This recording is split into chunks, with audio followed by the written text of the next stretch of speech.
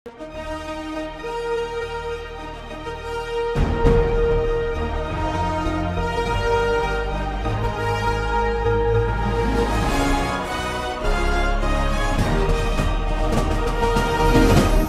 பார்த்து கொண்டிருப்பது உங்கள் ஜாஷ்வா டிவி, சகல ஜனங்களுக்கும் நற்செய்தி.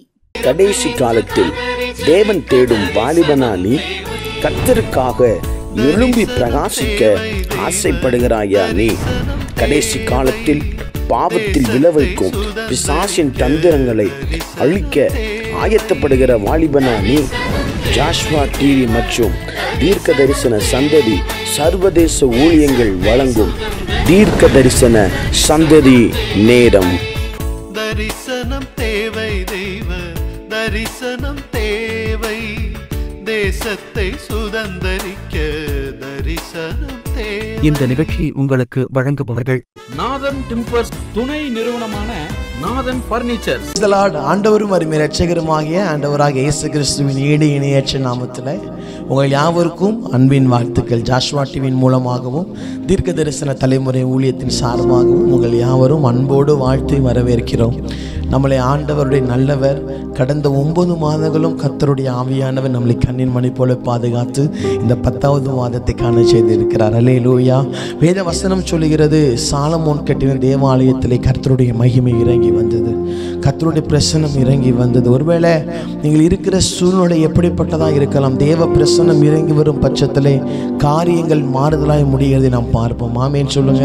வேத வசனம் சொல்லுகிறது, எங்கே 2 பேர் 3 பேர் என் நாமத்தினாலே கூடியிருக்கிறீர்களோ அங்கே நான் வருவேன் என்று சொன்னவர் இப்போ நம்மத்திலே இருக்கிறார். நம்முடைய ஆண்டவர் சமீபத்திற்கு மாத்திரம் தெய்வம் அல்ல, அவர் தூரத்திற்கும் அவர் தேவனாய் இருக்கிறார். ஹல்லேலூயா. இருக்கிற இடத்துல கண்களை மூடி அவருடைய விலகாத மேகம் இஸ்ரவேல் ஜனங்களை 40 நாள் அவர் வனாந்தரத்திலே நடத்தும் பொழுது மேக ஸ்தம்பமாகவும் அக்னி ஸ்தம்பமாகவும் இருந்தவர். அவருடைய பிரசன்னம் நம்ம மத்தியில் இருக்கிறது. எல்லாம் வாய்களை திறந்து ஆண்டவரே உமக்கு நன்றி செலுத்துகிறோம். ஹல்லேலூயா. ஒரு மகிமையின் மேகம் இந்த இடத்தை மூடுதே, ஒரு மகிமையின் மேகம் என் ஜனத்தை மூடுதே, ஒரு மகிமையின் மேகம் இந்த இடத்தை மூடுதே. கண்களை மூடி, ஒரு மகிமையின் மேகம் என் ஜனத்தை மூடுதே, விலகாத மேகம் நீ, முன் செல்லும் மேகம் நீ, விலகாத மேகம் நீ, முன் செல்லும் மேகம் நீ. ஆவியானவரே, அன்பின் ஆவியானவரே, வல்ல ஆவியானவரே, தெளிவின் ஆவியானவரே, மகிமை ஆவியானவரே, அன்பின் ஆவியானவரே, வல்ல ஆவியானவரே, தெளிவின் ஆவியானவரே.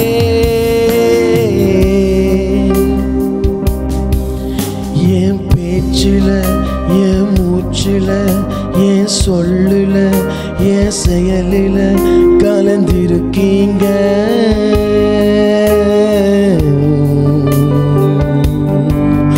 என் நினைவுல, என் நடக்கையில, என் உணர்வுல, என் உயிரில கலந்திருக்கீங்க. நினைவுல, என் நினைவுல, என் நடத்தையில, என் உணர்வுல, என் உயிரில கலந்திருக்கீங்க.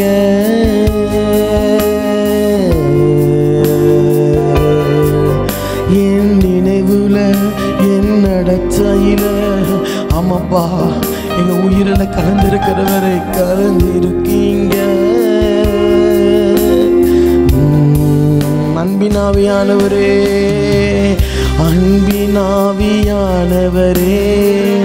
விலையேற பெற்றவரே, என்னையாளும் பரிசுத்தரே, நன்றி ஐயா. அன்பினாவி அமினப்பா, விலையேற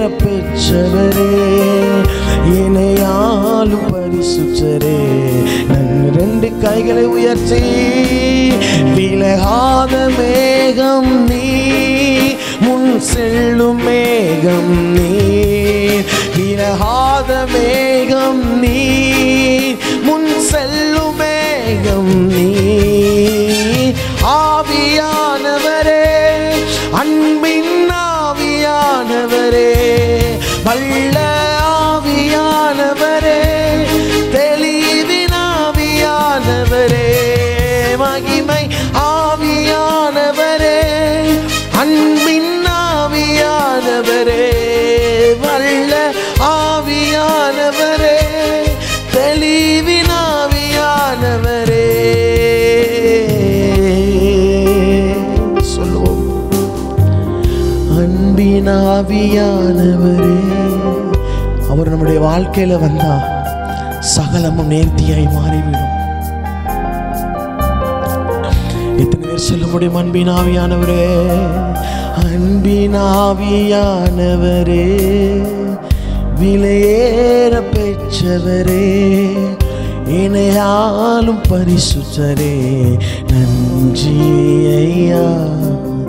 ஒரு மகிமையின் மேகம் இந்த இடத்தை மூடுதே, ஒரு மகிமையின் மேகம் என் ஜனத்தை மூடுதே.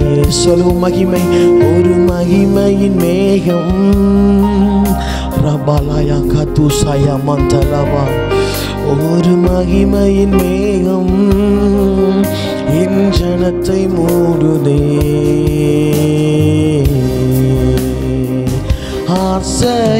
ஆசையெல்லாம் நீர்தானையா,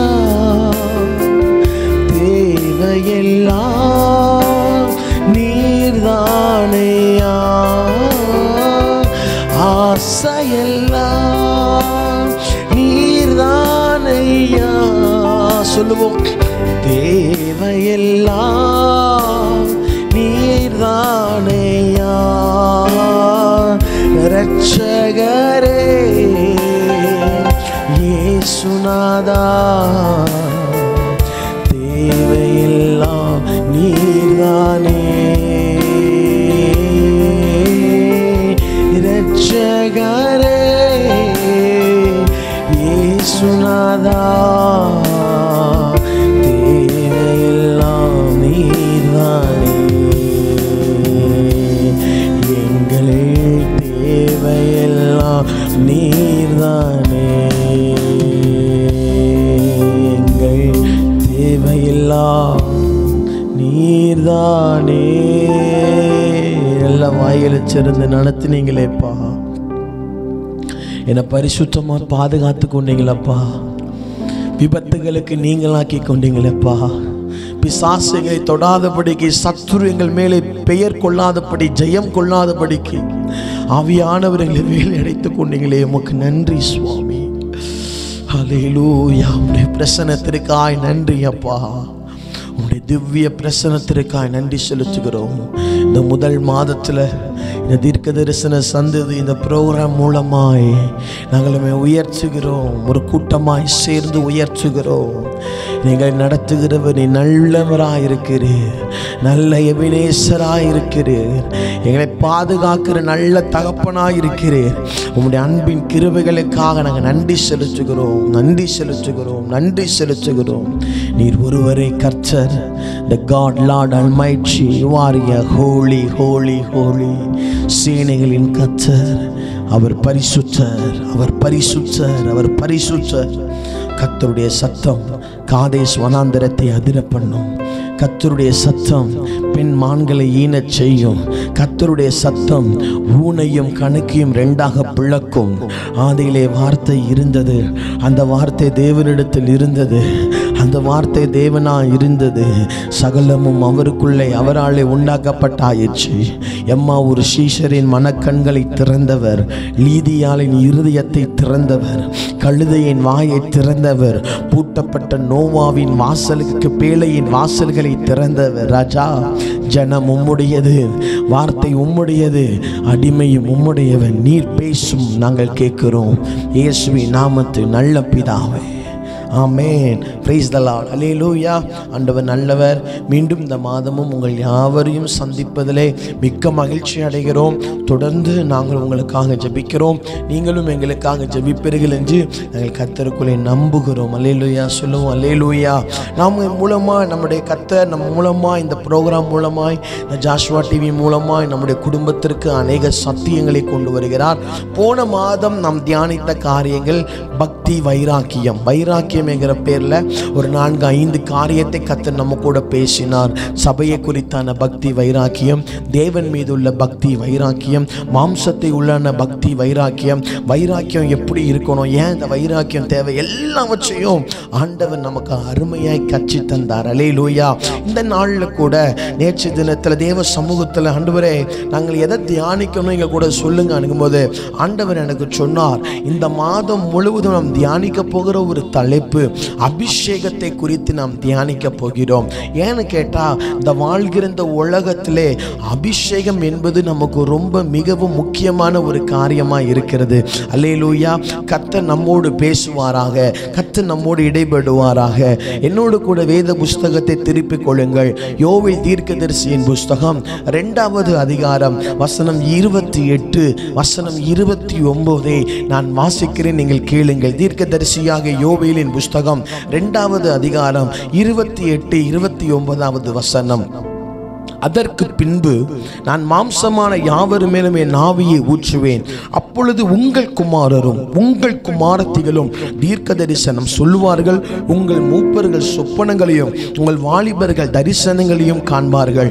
ஊழியக்காரன் மேலும் ஊழியக்காரிகள் மேலும் அந்நாட்களிலே என் ஆவியை ஊற்றுவேன். 28வது வசனத்தில் ஆண்டவர் சொல்லுகிறார், நான் மாம்சமான யாவர் மேலும் என் ஆவியை ஊற்றுவேன். 29வது வசனத்தில் ஆண்டவர் சொல்லுகிறார், என் ஊழியக்காரன் மேலே என் ஆவியை ஊற்றுவேன் என்று சொல்லுகிறார். ஆங்கிலத்தில் அழகாக அந்த வார்த்தை சொல்லப்பட்டிருக்கிறது, அவுட் மை ஸ்பிரிட் என்று கர்த்தர் சொல்லியிருக்கிறார். என்னுடைய ஆவியானவரை நான் வெளியேற்றுவேன், வெளியே அனுப்புவேன், என் ஜனங்களுக்குள்ளாய் அனுப்புவேன் என்று கர்த்தருடைய ஆவியானவர் சொல்லியிருக்கிறார். அப்போ நாம் எதிர்பார்த்து கொண்டிருக்கிறது ஒரு பெரிய எழுப்புதலை நாம் எதிர்பார்த்து கொண்டிருக்கிறோம். இன்றைக்கு தேசங்களில் திருச்சபைகளில் அநேக ஜப கோபுரங்களில் ஜபை நடத்துகிற வீடுகளுக்குள்ளாய் இன்னைக்கு எல்லா இடத்திலும் ஒரு தலைப்பு வைத்து ஜபத்தை நடத்துகிறோம். ஆண்டவர் எங்களுக்கு எழுப்புதலை தரப்போகிறார் என்று சொல்லி எழுப்புதலுக்காக நாம் பிரயாசப்பட்டு கொண்டு இருக்கிறோம். எழுப்புதலுக்காக நாம் ஜெபிக்கிறோம், எழுப்புதலுக்காக கண்ணீர் வடிக்கிறோம், எழுப்புதலுக்காக ஓடி ஓடி ஊழியங்களை செய்கிறோம், முழு இரவு ஜபங்களை நடத்தி கொண்டு இருக்கிறோம். எல்லாம் நல்லதுதான். ஆனால் ஆண்டவர் சொல்லியிருக்கிறார், நான் மாம்சமான யாவர் மேலும் என் ஆவியை ஊற்றுவேன் என்று சொல்லியிருக்கிறார். அப்போ ஒரு மனிதனை கர்த்தர் தமக்கென்று எடுக்க வேண்டும் என்று சொன்னால் மாத்திரமல்ல, இந்த உலகத்தில் இருக்கிற எல்லா மனிதர்கள் மேலும் ஆவியானவர் சொல்லுகிற ஒரு வாக்கு தத்தம் என்ன, என் ஆவியை ஊற்றுவேன். மாம்சமான யாவர் மேலும், ஆவி உள்ள ஆத்மா உள்ள யாவர் மேலும் என் ஆவியை ஊற்றுவேன் என்று கர்த்தர் சொல்லியிருக்கிறார். அல்லேலூயா. இதேதான் அப்போஸ்தலர் 1வது அதிகாரத்தில் 5வது வசனத்தில் சீஷர்களிடத்தில் ஆண்டவர் சொல்லுகிறார். திருப்பிக் கொள்ளுங்கள்.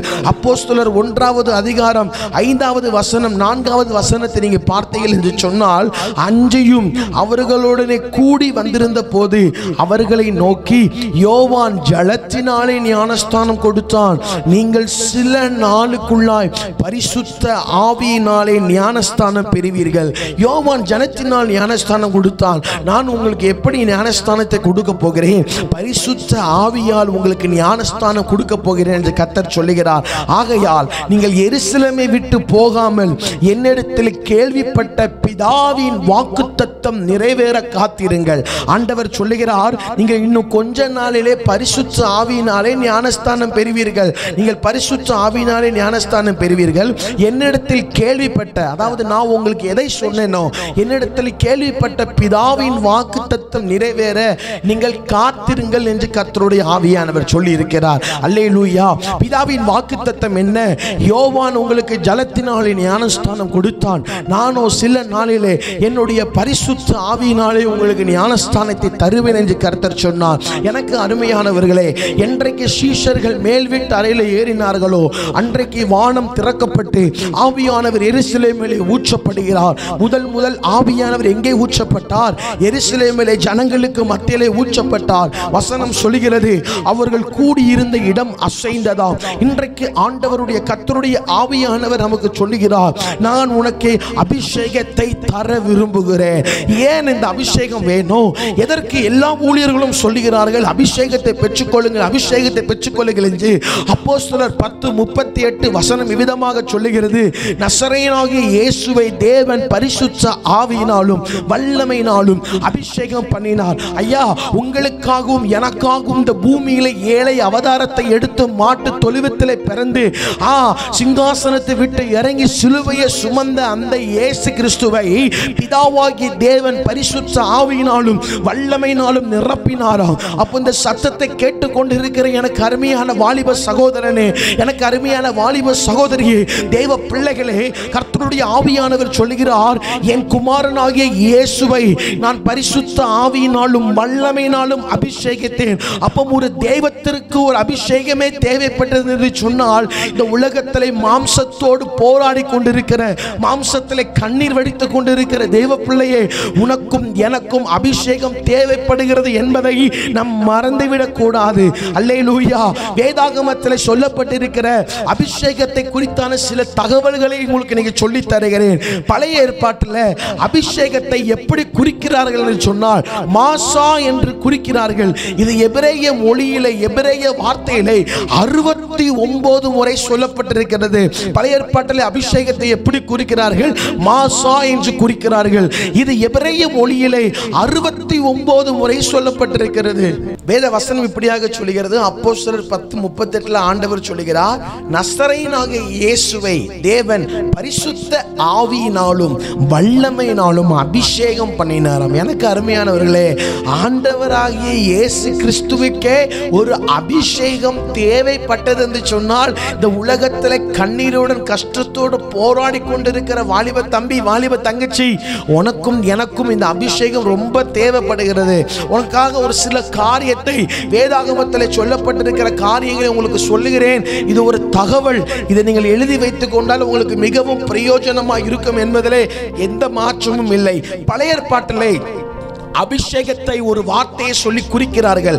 என்ன வார்த்தை என்று சொன்னால், மாசா என்று சொல்லி குறிக்கிறார்கள்.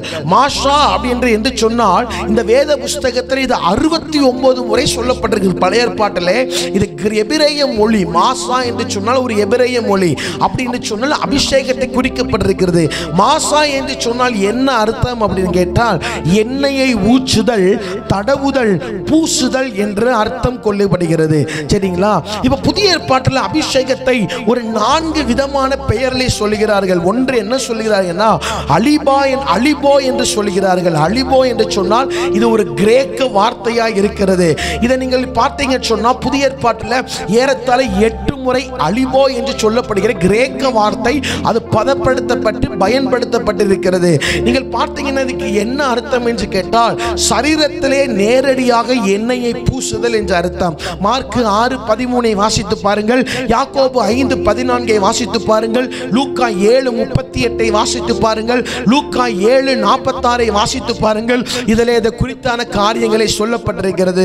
இரண்டாவது, புதிய ஏற்பாட்டிலே அபிஷேகத்தை எப்படி குறிக்கிறார்கள் என்று சொன்னால், கிரியோ என்று சொல்லுகிறார்கள். கிரியோ கிரியோ கிரியோ என்று சொல்லி குறிப்பிடுகிறார்கள். இது புதிய ஏற்பாட்டிலே 3 முறை இந்த வார்த்தை பயன்படுத்தப்பட்டிருக்கிறது. கிரியோ என்று சொன்னால் என்ன அப்படின்னு கேட்டால், தேவனால் ஒரு பணிக்கோ அல்லது ஒரு பொறுப்புக்கோ ஒரு மனுஷனை கர்த்தர் அபிஷேகம் பண்ணும் பொழுது ஊற்றப்படுகிற ஒரு அபிஷேகத்திற்கு பெயர் தான் கிரியோ என்று சொல்லப்படுகிறது. லூக்கா 4:18, அப்போஸ்தலர் 10:38, 2 கொரிந்தியர் 1:21, எபிரேயர் 1:19 இந்த வசனத்தை வாசித்து பார்த்தீர்கள் என்று சொன்னால் கிரியோ என்று சொல்லக்கூடிய இந்த வார்த்தையின் அர்த்தங்கள் சொல்லப்பட்டு இருக்கும். மூன்றாவது, இந்த புதிய ஏற்பாட்டிலே அபிஷேகத்தை எப்படி குறிப்பிடுகிறார்கள் என்று கேட்டால், கிறிஸ்மா என்று குறிப்பிடுகிறார்கள். கிறிஸ்மா என்று சொன்னால் புதிய ஏற்பாட்டிலே 3 முறை இந்த வார்த்தைகள் சொல்லப்பட்டிருக்கிறது. எது சரி எது தவறு என்பதை குறிக்கிற அபிஷேகம் என்று சொல்லப்படுகிறது.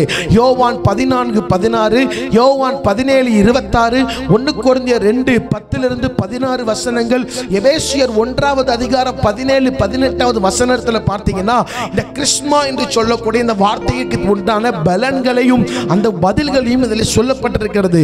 4வது சொல்லப்படுகிறது அர்ரபான் என்று சொல்லப்படுகிறது. அர்ரபான் என்று சொன்ன கிரேக்க மொழிக்கு அர்த்தம் என்ன கேட்டா முத்திரிக்கப்படுதல். அதான் வசனம் சொல்லுகிறது பாருங்க, நீங்கள் மீட்கப்படும் நாளுக்கென்று முத்திரையாக பெற்றுக்கொண்ட.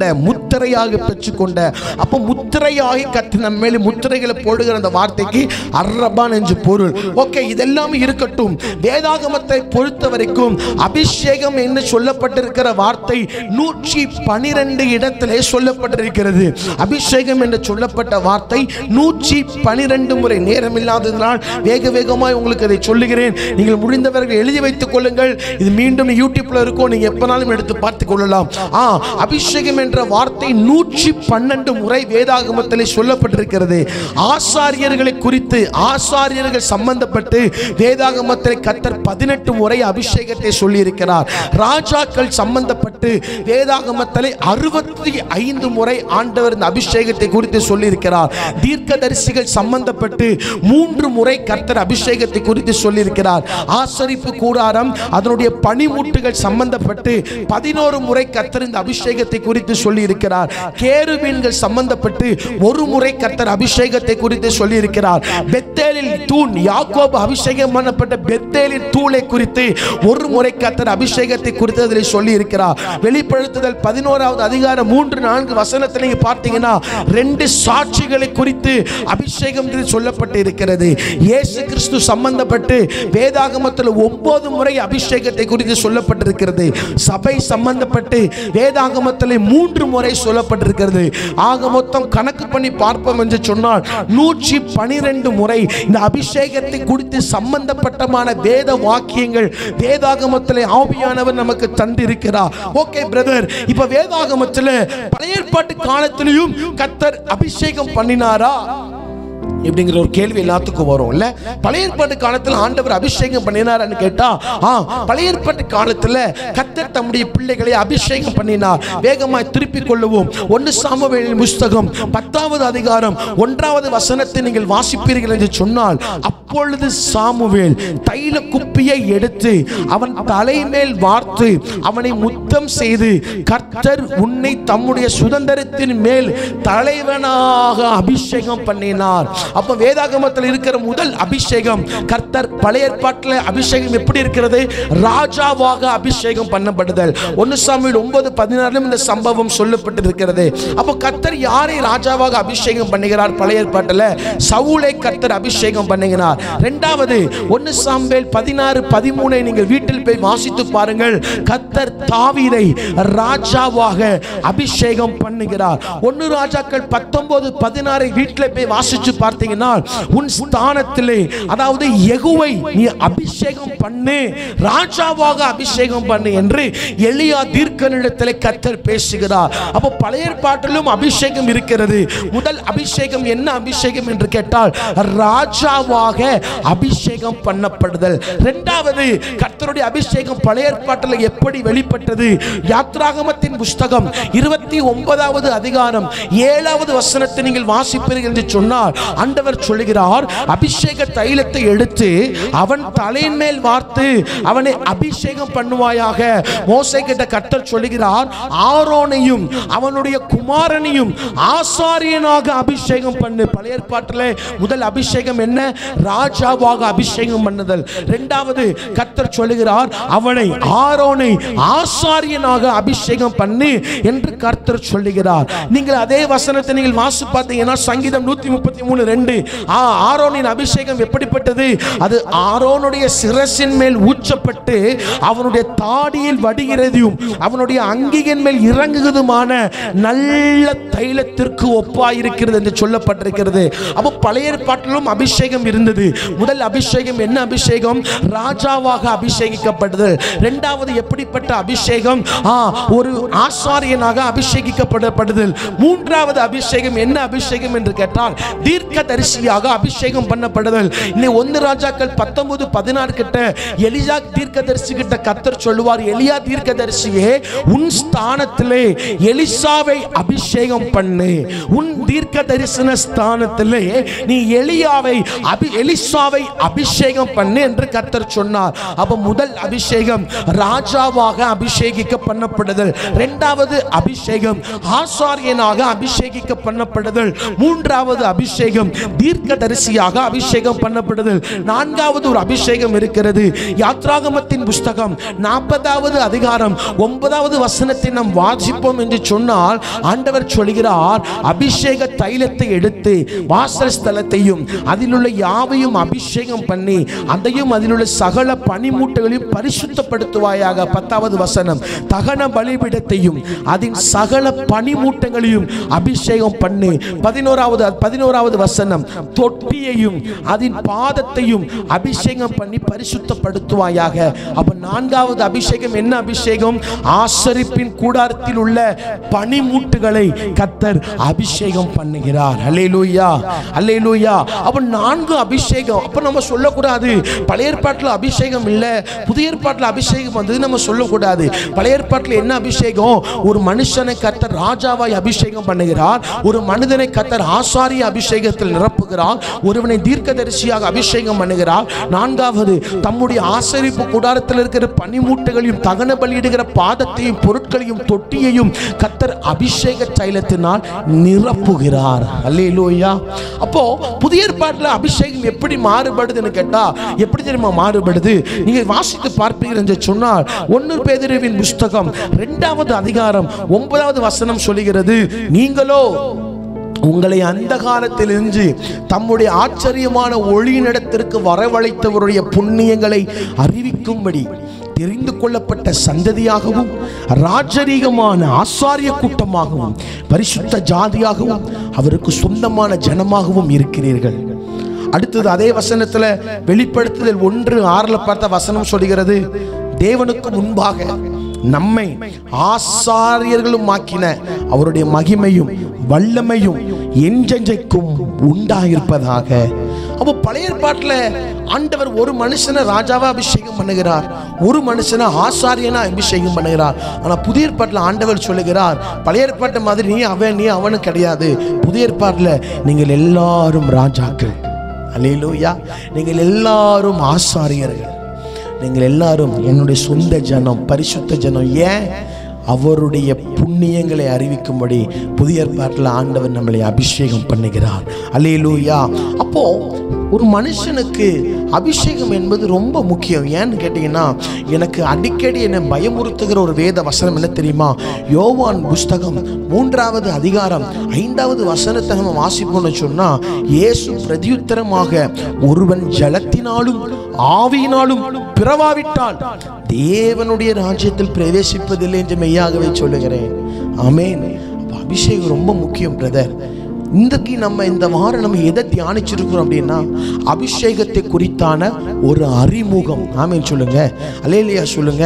வேதாகமத்தில் 112 முறை அபிஷேகத்தை குறித்தான காரியங்கள் சொல்லப்பட்டிருக்கிறது. பழைய ஏற்பாட்டு அபிஷேகம் எப்படிப்பட்டது? பழைய ஏற்பாட்டிலே ராஜாக்களுக்கான அபிஷேகம், ஆசாரியர்களுக்கான அபிஷேகம், தீர்க்கதரிசிகளுக்கான அபிஷேகம், ஆசரிப்பு கூடாரத்தில் பனிமூட்டுகளை கர்த்தர் அபிஷேகம் பண்ணுகிறார். புதிய ஏற்பாட்டில் அந்த 4 அபிஷேகமும் சேர்ந்து ஒரே அபிஷேகமாக மாறுகிறது. என்ன அபிஷேகம்? நீங்கள் எல்லாரும் ராஜாக்களாகவும் ஆசாரியர்களாகவும் எனக்கு சொந்தமான ஜனமாகவும் இருக்கிறீர்கள் என்று கர்த்தர் சொல்லுகிறார். அல்லேலூயா. அப்போ வாழ்ந்து கொண்டிருக்கிற இந்த நாட்களில் எப்படியாகிலும் நம்ம அபிஷேகத்தை பெற்றுக்கொண்டுதான் ஆக வேண்டும் பிரதர். நாங்கள் சிஎஸ்ஏ பிரதர், நாங்களாம் எப்படி அபிஷேகத்தை பெற்றுக்கொள்ள முடியும் பிரதர்? நாங்கள் ஆர்சி கிறிஸ்டின் பிரதர், நாங்களாம் எப்படி அபிஷேகத்தை பெற்றுக்கொள்ள முடியும் பிரதர்? நாங்கள் இசிஐ திருச்சபை பிரதர், நாங்கள் எப்படி அபிஷேகத்தை பெற்றுக்கொள்ள கொள்ள முடியும். அதெல்லாம் பெந்தேகோஸ்து திருச்சபையில் இருக்கிறவங்க ஏதாவது பேசுவாங்க, அபிஷேகத்தில் நிரம்புவாங்க. எங்களுக்கு அது சொல்லிக் கொடுக்கப்படலை. எனக்கு அருமையானவர்களை, அப்படி சொல்லிக் கொடுக்கப்படவில்லை அப்படின்னு சொல்லக்கூடாது. அபிஷேகம் பெந்தேகோஸ்தேக்காரர்களுக்கு, ஏஜி திருச்சபையில் உள்ளவர்களுக்கு அப்படி அல்ல. ஆண்டவர் சொல்லுகிறார், எல்லோர் மேலுமே நாவியை ஊற்றுவேன் என்று சொல்லியிருக்கிறார். அல்லேலூயா. அப்ப இந்த மாதம் முழுவதும் அபிஷேகத்தை குறித்து நம்ம தியானிக்க போகிறோம். இந்த பரிசுத்த ஆவியானுடைய அபிஷேகம் ஒரு மனுஷனுக்குள்ள வந்தா என்ன நடக்கும், அபிஷேகத்தை குறித்து வேதம் வேற என்ன சொல்லுது, இது எல்லாத்தையும் நம்ம தியானிக்கணும். இந்த அபிஷேகம் நமக்கு தேவை. இந்த அபிஷேகம் ஒரு மனுஷனை சந்திக்கணும்னு சொன்னா அவனை கர்த்தர் தம்முடைய பிள்ளையாய் மாற்றுகிறார். இந்த அபிஷேகம் நமக்கு உண்மைக்கும் தேவை. எனக்கு அருமையான வாலிப தம்பி, வாலிப தங்கச்சி, இந்த வாரம் நம்ம பார்த்தோம் அபிஷேகம்னா என்ன, வேதாகமத்தில் அபிஷேகத்தை குறித்து என்ன சொல்லப்பட்டிருக்கிறது, பழைய ஏற்பாட்டில் என்னென்ன அபிஷேகம்னா இருந்தது. திருப்பி சொல்லுங்க, பழைய ஏற்பாட்டில் இருந்த அபிஷேகம், ராஜாவாய் அபிஷேகம் பண்ணுகிறார், ஆசாரியனாக அபிஷேகம் பண்ணுகிறார், தீர்க்கதரிசியாக அபிஷேகம் பண்ணுகிறார், ஆசரிப்பு கூடாரத்தில் பனிமூட்டுகள், தட்டுகள், தகன பலியிடுகிற தொட்டிகள் எல்லாவற்றையும் அவர் பரிசுத்த அபிஷேகத்தினால் நிரப்புகிறார் என்று நம் வேதாகமத்தில் பார்த்தோம். புதிய ஏற்பாட்டில் ராஜாக்கு தனி அபிஷேகம், ஆசாரியர்களுக்கு தனி அபிஷேகம் அப்படி இல்லை. புதிய ஏற்பாட்டில் ஆண்டவர் சொல்லுகிறார், அவருடைய புண்ணியங்களை அறிவிக்கும்படிக்கு நீங்கள் எல்லாரும் தெரிந்து கொள்ளப்பட்ட சந்ததியாகவும், ராஜரீக ஆசாரிய கூட்டமாகவும், பரிசுத்த ஜாதியாகவும், என்னுடைய பிள்ளைகளாகவும் இருக்கிறது என்று கர்த்தர் சொல்லி அவர்களை அபிஷேகம் பண்ணுகிறார். அல்லேலூயா. எத்தனை பேர் ஆயத்தமா கேட்க போறீங்க, ஆண்டவரே இந்த அபிஷேகத்தை பெற என்னை தகுதிப்படுத்துங்க சுவாமி, இந்த ஆவியானவர் எனக்குள்ள வரணும், என் குடும்பத்திற்குள்ள வரணும். வேத வசனம் சொல்லுகிறது, நிறைவானது வரும் பொழுது நம்முடைய வாழ்க்கையில் இருக்கிற குறைவுகள் எல்லாவற்றையும் மாற்றுவார். அல்லேலூயா. இருக்கிற இடத்துல அப்படி எல்லாரும் எழும்பி நிற்போம், எல்லாம் எழும்பி நிற்போம், வேடிக்கை பார்க்க வேண்டாம். பழைய ஏற்பாட்டில் அபிஷேகம் எத்தனை சொல்லப்பட்டிருக்கிறது, புதிய ஏற்பாட்டில் எத்தனை பேரை கர்த்தர் அபிஷேகம் பண்ணினார். மேல் வீட்டு அறையில் போன உடனே ஒரு வல்லமை இறங்கி வந்தது. மேல் வீட்டு அறை அசையத்தக்கதாய் ஆவியானவர் எருசலேமிலே ஊற்றப்படுகிறார். வாயை திறந்து கேளுங்க, ஆண்டவரே என் குடும்பத்தில் ஊற்றப்படுங்க ஆண்டவரே. அபிஷேகம் எங்கள் குடும்பத்தின் மேலே கடந்து வருவதாக, அபிஷேகம் என் ஜனத்தின் மேலே கடந்து வருவதாக, அபிஷேகம் என் பிள்ளைகள் மேலே கடந்து வருவதாக, அபிஷேகம் எங்கள் மேலே கடந்து வருவதாக. வாய்களை திறந்து சத்தத்தை உயர்த்தி கேளுங்க. அப்பா, அபிஷேகம் ஒரு பெரிய ஆசீர்வாதம் அல்லவா ஆண்டவரே. ஜலத்தினாலும் ஆவியினாலும் ஒருவன் பிறவாழ்வுட்ட தேவ ராஜ்யத்தில் பிரவேசிப்பதில்லையே. நாங்கள் ஜலத்தினாலும் ஞானஸ்தானம் பெற்றிருக்கிறோம், ஆனால் ஆவியினால பெறலையே சுவாமி. ஆவியானவர்கள் பெறலையே ஆண்டவரே, எங்களை தொடும் ஆண்டவரே. வாலிப தங்கச்சி வாய்களை திறந்து கேளு, வாலிப தம்பி வாயை திறந்து கேளு, அருமையான சகோதரா சகோதரி வாய்களை திறந்து கேளுங்க. இது வேடிக்கை பார்க்கிற நேரம் அல்ல, ஆவியானவர் நம்மை தொடுகிற நேரம். பூட்டப்பட்ட வீட்டுக்குள் இறங்கின தேவ வல்லமை உங்கள் பக்கத்தில் நிற்கிறது. ரபாலாயா கத்தூசாயா மராகந்துனாபா அர்கமா துடாலா பந்தலபா. அபிஷேகம் பரலோகத்திற்கு கொண்டு போகும். அபிஷேகம் இல்லைன்னா பரலோகத்திற்குள்ள போக முடியாது. ஜலத்தினால பிறக்கணும், ஆவியினால பிறக்கணும். ஜலத்துல பிறந்துட்டு ஆவியில பிறக்கலனா பரலோகத்திற்கு போக முடியாது. ஆண்டவரே, பரிசுத்த ஆவியானவரே, என்னை அபிஷேகம் பண்ணுங்க. மேல் வீட்டு அறையில இறங்கி வந்து அதே அக்னிமயமான நாவை போன்று இருந்த அக்னி எங்கள் மேலே இறங்கி வருவதாக. இந்த சத்தத்தை கேட்டுக்கொண்டிருக்கிற ஒவ்வொரு பேருக்காக நான் ஜெபிக்கிறேன்ப்பா. ஒவ்வொரு மேலும் ஆவியானுடைய வல்லமை இப்போது கட்டவிழ்க்கப்படுவதாக, இப்போது அக்னி கட்டவிழ்க்கப்படுவதாக, இப்போது தேவ அபிஷேகம் கட்டவிழ்க்கப்படுவதாக. மாம்சமான யாவர் மேலும் என் ஆவியை ஊற்றுவேன் என்று சொன்னவரே, உம்முடைய அபிஷேகத்தின் வல்லமையை ஊற்றுவீராக.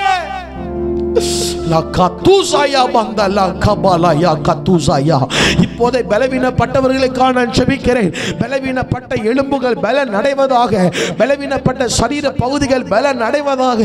என் கிருபை உனக்கு போதும், உன் பலவீனத்தில் என் பலன் பூரணமாய் விளங்கும் என்று சொன்னீரே. ஒரு விடுவிக்கிற வல்லமை உம்முடைய பிள்ளைகள் மேலே இப்போது இறங்கட்டும் என்று சொல்லி ஜெபிக்கிறோம்ப்பா. இறங்கட்டும்.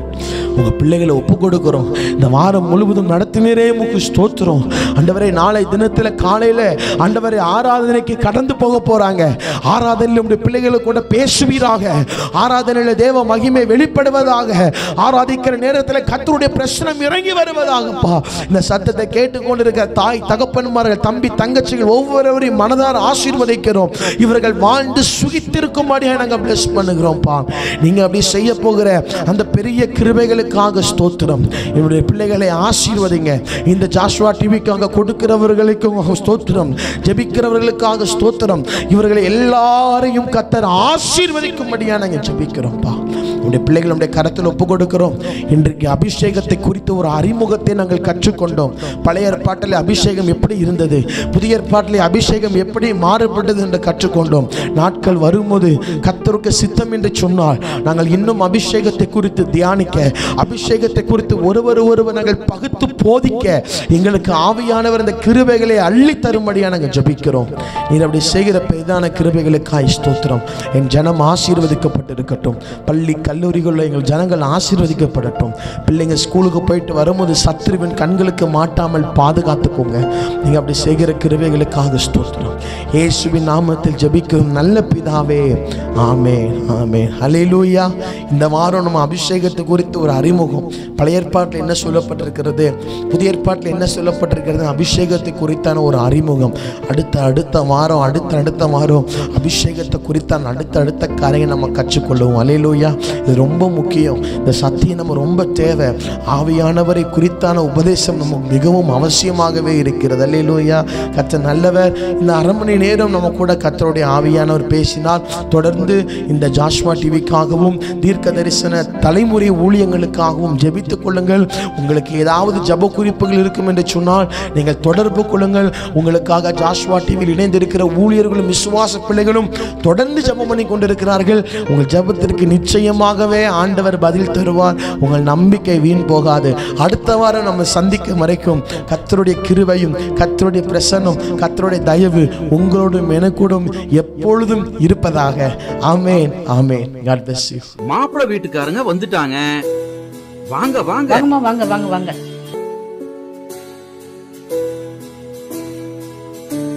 வணக்கம்மா, உட்காருங்க.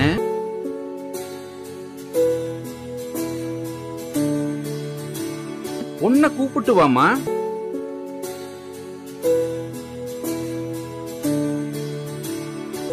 பொண்ணை பிடிச்சிருக்கா?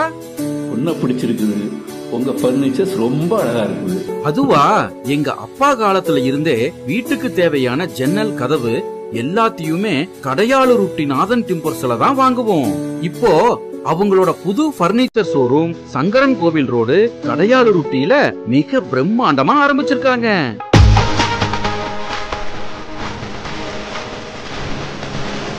அவங்க கிட்ட நம்ம வீட்டுக்கு தேவையான model furnitures, wood furnitures, dining table, office chair, மர பீரோல், மரக்கட்டில், மெத்தை, அதுபோக எலக்ட்ரானிக்ஸ் பொருட்கள் அனைத்தும் ஒரே இடத்துல இப்போ கிடைக்குது. கல்யாணத்துக்கு தேவையான அனைத்து சீர்வரிசை பொருட்களும் ஒரே இடத்துல வாங்கிக்கலாம். இங்க இல்லன்னு எதுவுமே இல்ல. நியாயமான விலை, கலைநயம் மிகுந்த வேலைப்பாடு, தரமான பொருட்கள். என் பொண்ணு கல்யாணத்துக்கு அங்கதான் சீர்வரிசை வாங்க போறேன். அது என்ன, உங்க வீட்டு பொண்ணு நம்ம வீட்டு பொண்ணு, நம்ம எல்லாரும் சேர்ந்து குடும்பத்தோட போய் எடுப்போம். வாங்க, குடும்பத்தோட போகலாம். நாதன் டிம்பர்ஸ் துணை நிறுவனமான நாதன் பர்னிச்சர்ஸ், சங்கரன் கோவில் மெயின் ரோடு, கடையாளூர்.